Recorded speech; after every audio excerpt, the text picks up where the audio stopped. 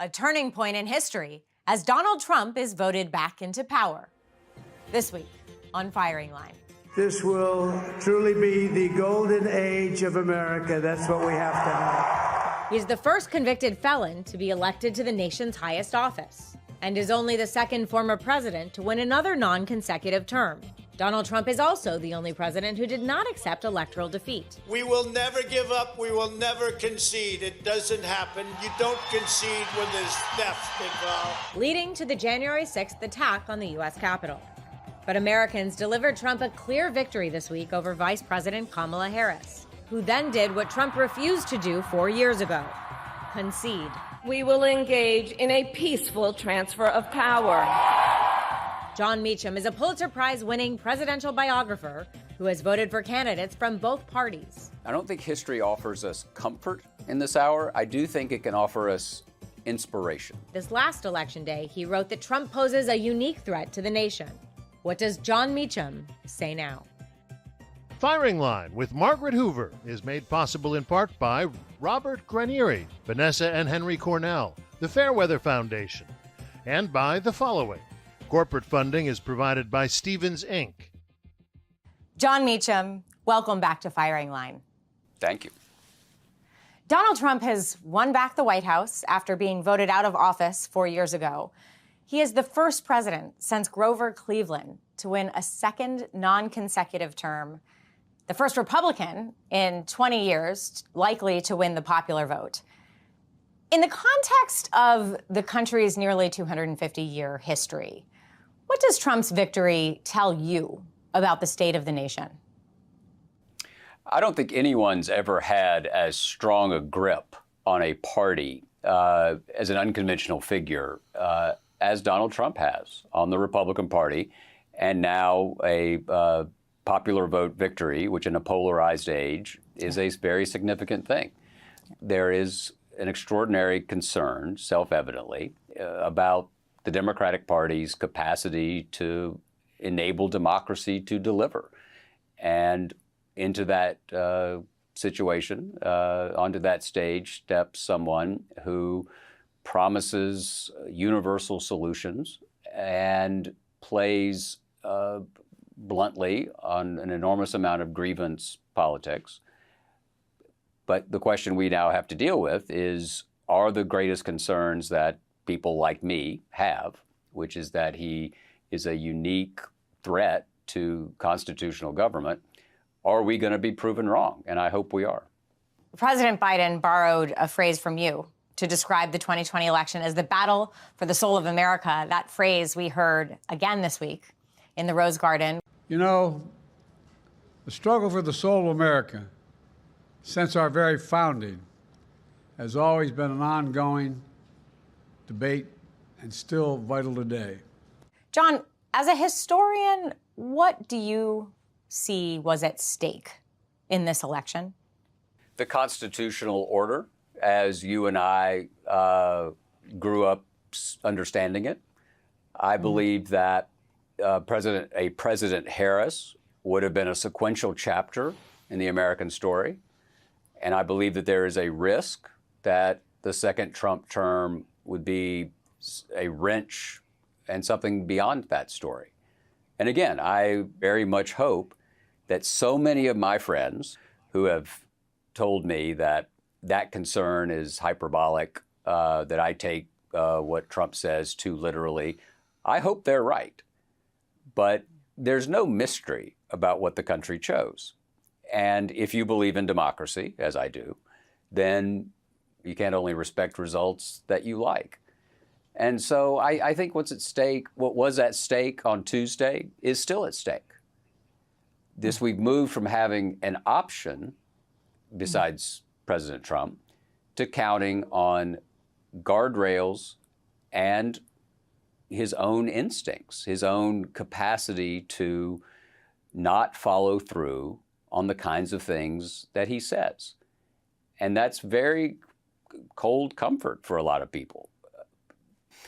The characteristics that have made him an undeniably entertaining and compulsively watchable political figure are the same characteristics that give people like me an enormous amount of concern. And now we just see what happens. On Election Day, you warned in the New York Times that electing Trump would be a, quote, open invitation to chaos. Half of the country, essentially, voted against Donald Trump. What hope can you offer them that the constitutional order won't be undermined, that this really isn't going to be 4 years of increased chaos? I don't think history offers us comfort in this hour. I do think it can offer us inspiration. So bear with me for a second. I'm not going to argue here that somehow or another Donald Trump has changed since Tuesday. That would be a fool's errand. And by the way, the people who voted for him don't want him to change. So there's that. But my hope is based on the fact that in the long view of history, we've had 59 presidential elections in this country, and only 15 of them have unfolded with the electorate we just had, that we have now, since the Voting Rights Act and the Civil Rights Acts of the mid-1960s. Women have only voted in this country for 104 years. So we have lived out of compliance with the Declaration of Independence and its implications for a far longer period of time than we have lived in compliance with them. So to me, that's not despairing, a source of despair. It is a source of inspiration that we can bear witness to the Declaration. We can, as St. Paul said, be patient in tribulation, because I think this is going to be a very difficult period. I hope it's not. I hope this is wrong. I think that there is a genuine risk that the country has decided to take. I do not believe the country should have taken that risk, but it has. And in a democracy, we move forward. You just articulated a risk that the country has taken. How do you understand the 72 million Americans plus that voted for Donald Trump and voted to take the risk, as you characterize it? I believe that an extraordinary number of people, a dispositive number of people, voted for a change. They did not believe that democracy, as we understand it, was delivering results that they want in their lives, both economically and culturally.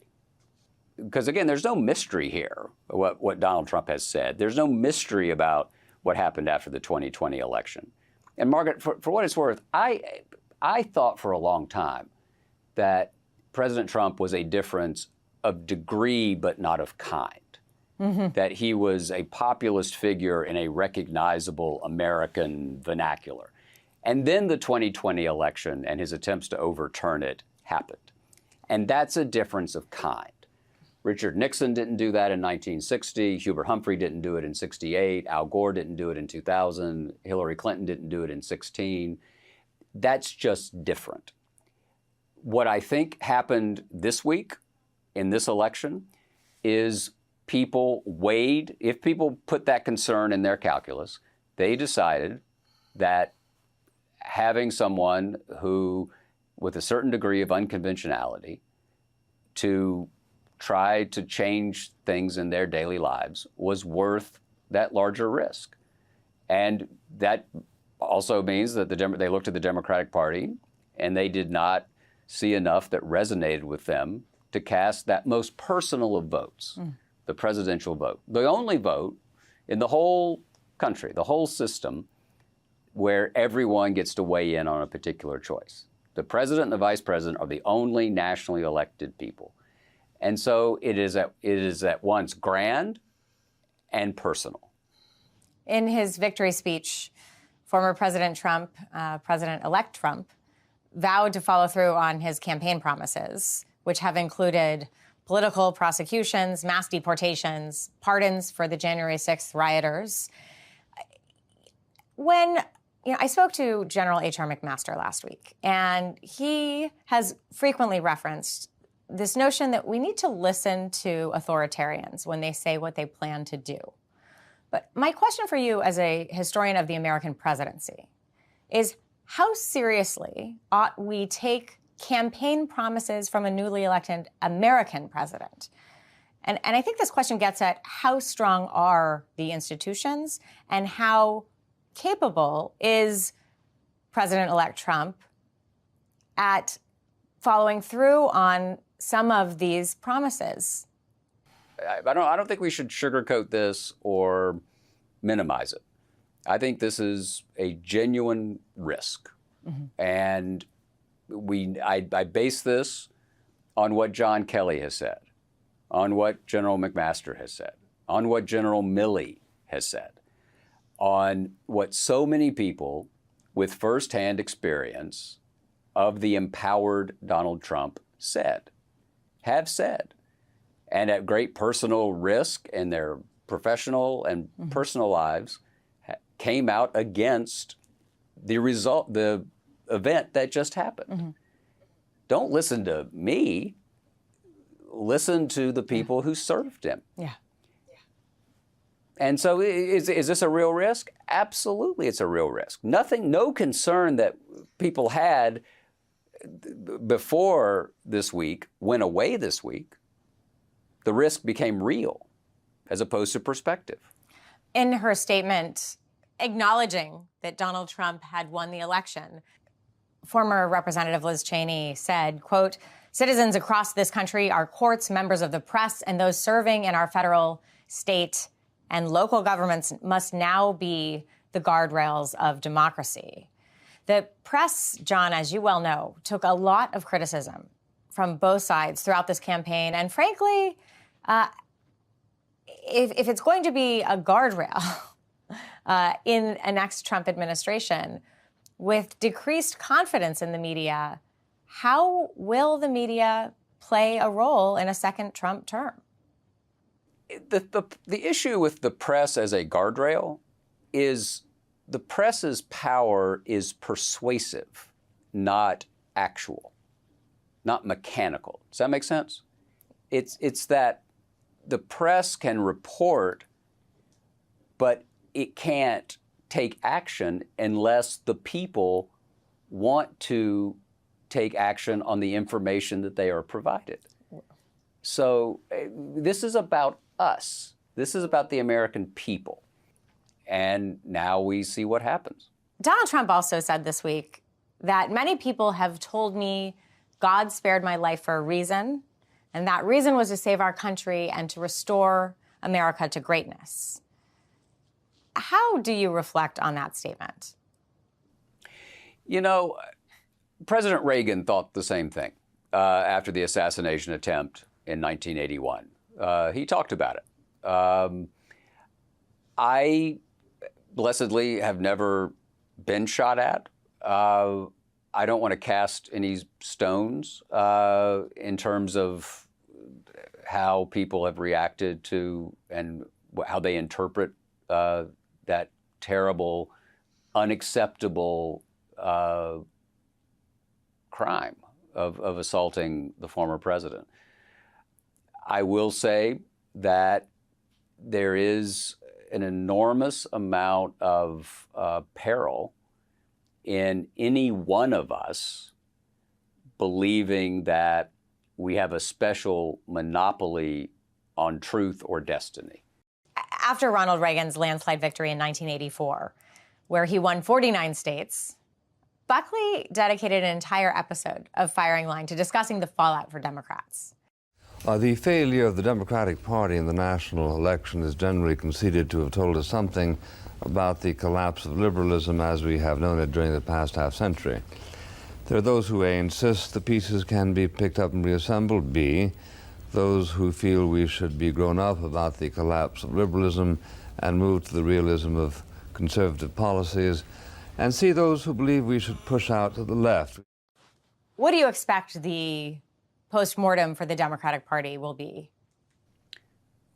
One of the results of the 1984 election was Bill Clinton and other younger Democratic leaders recognizing that there was some truth in what Buckley said there, and they founded the Democratic Leadership Council. They attempted to move the party from a New Deal liberalism that Vice President Mondale embodied. He was a Hubert Humphrey, the Minnesota liberal, to move the party to a more market-based, closer to the center. And that did produce a national victory within 8 years. I am very wary of anyone who reads a single election as the obituary of or the perennial rebirth of any one party. The favorite example of this is after the 1964 election when Lyndon Johnson did so powerfully well against Barry Goldwater. James Reston wrote in the New York Times that the Republican Party would be out of power for a generation. Within 48 months, I think the Republicans won 60 seats in the House, and Ronald Reagan was elected governor of California. So there is a push and a pull in American politics, and that's fine, right? That's what I want, I believe in that push and pull. I believe in having an arena of disagreement and dissent. To have that arena requires an infrastructure of a common understanding that there are rules that must be obeyed.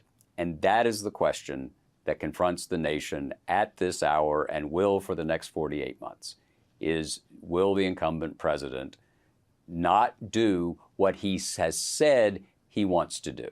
Again, this is not prospective. Yeah. I am simply quoting what the incumbent president, what the president-elect has said.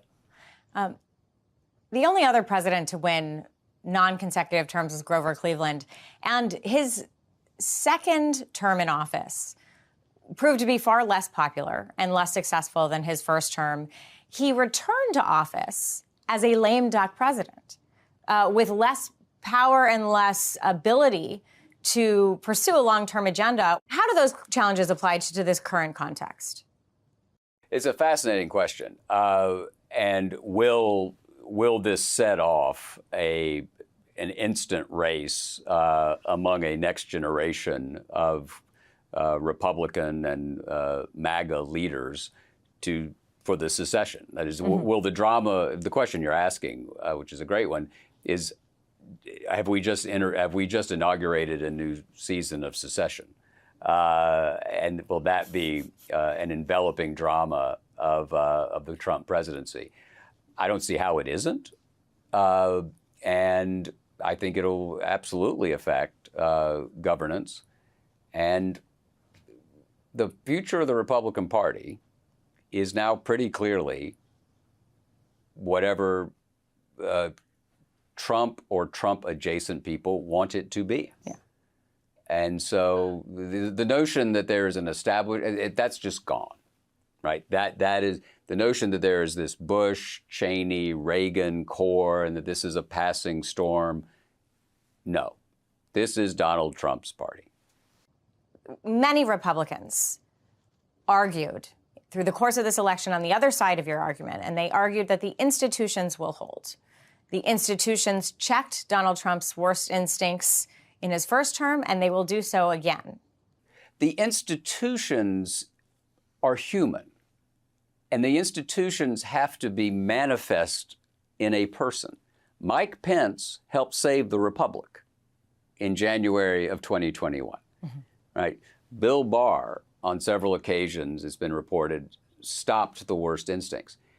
So it wasn't some Olympian clinical institution that did it. It was the people who represented those institutions. So who are those people going to be this time? That's the question. There's not a mythical check and balance. Checks and balances are human. It's about judges. It's about cabinet members. It's about generals. I think we have to be very clear-eyed and sober-minded about this. And I can't underscore enough how I would like us in 4 years to look back at our conversation here and say, I was proved wrong. President-elect Trump has promised to shut down his federal prosecutions, and his election could protect him from any accountability in his state criminal cases. There are conservatives who have called for President Biden to simply pardon him, citing the precedent of Gerald Ford pardoning Richard Nixon. As you look back now, did the Nixon pardon help heal the country, or did it just reinforce the notion that presidents are above the law? It did both. How? That's an Anglican answer for you. It did both. It ended the Watergate drama, and it underscored the fact that presidents would not have to face prosecution for their acts. Mm-hmm. I don't know what I would say about pardoning President Trump. I will say that I would be flabbergasted if it happened. Would pardoning Trump heal the nation in any way? I don't think so. Perhaps. I mean, I don't see. I think you would have half the country, as decisive as this victory was, right? Yeah. Still, half the country would say this is proving that we are trending toward a monarchical system as opposed to a democratic one. How so? Well, if you're saying a pardon would suggest that someone is above the law, and that all the attempts to hold President Trump accountable in these sundry cases, that there was a different standard of justice. Yeah, I think the thinking or the argument, right, is that if the American people have returned him to power with such a clear mandate, would a pardon offer a degree of grace that could help the country heal and move forward? That's an interesting argument. I have not contemplated it deeply. I'm skeptical of it at first blush. All right. As Democrats conduct their postmortem and determine what the future of the party will look like and what happened, the finger pointing has already started. That President Biden and the Democratic Party ought to have demanded that he be that transitional one-term president from the beginning that could have healed the country post-Trump and left the Democratic Party in better shape to have a primary and to renew itself. Based on what you experienced with President Biden and your observations, do you think that argument deserves real scrutiny as Democrats move forward and think about what happened? Yeah. President Biden is my friend, and because of the personal nature of the relationship, I don't want to comment on the finger pointing. I will say that it is an entirely legitimate question, and it's one that I think will be asked for a very long time. Final question. President Biden has already invited Trump to the White House. He's committed to attending the inauguration, two norms that Trump rejected in 2020. And he also said in his Rose Garden speech this week, he spoke to Trump on the phone and assured him that he had directed the entire administration to work with his team to ensure a peaceful and orderly transition. Kamala Harris, by the way, also conceded publicly and called Donald Trump to concede the election. Are you hopeful that Trump's flouting of democratic norms and civility will prove to be an aberration in our politics? I hope very much it's an aberration. I fear it is not. And the question now is, does a reelected Donald Trump act differently? The country and the world have been like Lucy and the football and Peanuts for a long time. Every time you think that there's a kind of gravitational correction, President Trump ends up changing that. The concern I have, Margaret, is, as Lincoln said, all men act on incentive. And I just ask people to think, if you're Donald Trump and you have been reelected after everything that's happened, what is your incentive to change your behavior? Because the behavior you've undertaken has, as you pointed out, led to only the second time in American history where someone has been returned to power. And so we find ourselves dependent in many ways on whether he will obey the letter and spirit of the law and of custom. And that is the open question. Is there anything you can leave us with? That it's a miracle that American democracy has lasted this long. I think the founders would be pleasantly startled by it. Lincoln, in his first public speech, talked about how if there was ever to be a fall of the American Republic, it would not come from abroad, but would come from home.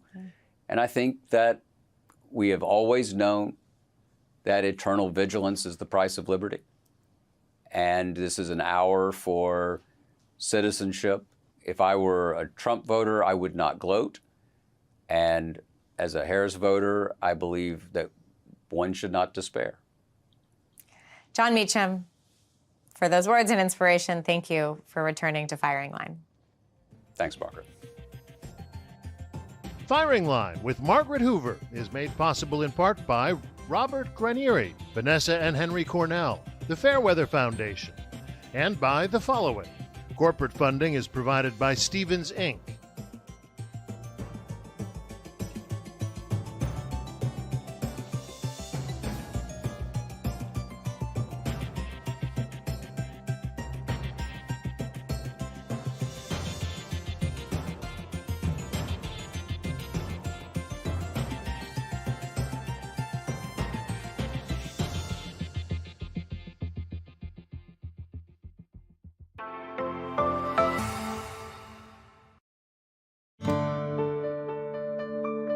You're watching PBS.